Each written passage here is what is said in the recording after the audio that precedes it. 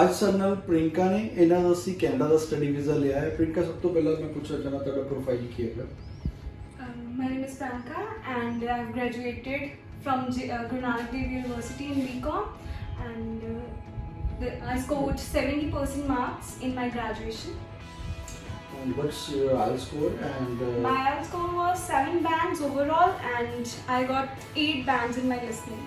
okay, which program you have opted and which college? I have opted for business management in Lambton College, Toronto.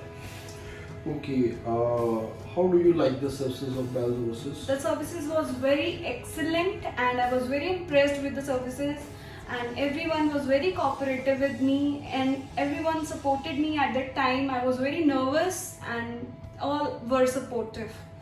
Okay, Sudhir ਜੀ, ਤੁਹਾਨੂੰ ਕਿੱਦਾਂ ਲੱਗੀਆਂ ਜੀ services? ਤੋਂ ਤੁਹਾਨੂੰ ਕੋਈ ਪਰੇਸ਼ਾਨੀ ਤਾਂ ਨਹੀਂ ਆਈ BELS ਤੋਂ? कोई परेशानी नहीं, ਔਰ ਕਿੱਦਾਂ ਸਰਵਿਸਿਜ਼ ਕਿੱਦਾਂ ਲੱਗੀਆਂ ਤੁਹਾਨੂੰ? बहुत एक्सीलेंट सर्विसेज।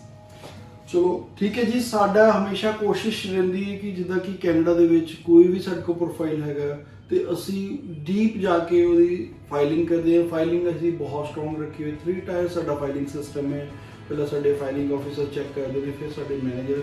3rd ਸਟੇਜ ਤੇ ਮੈਂ ਹਰ SOP ਦੀ ਖੁਦ ਇੱਕ ਲਾਈਨ ਫਾਈਨਲ ਕਰਦਾ।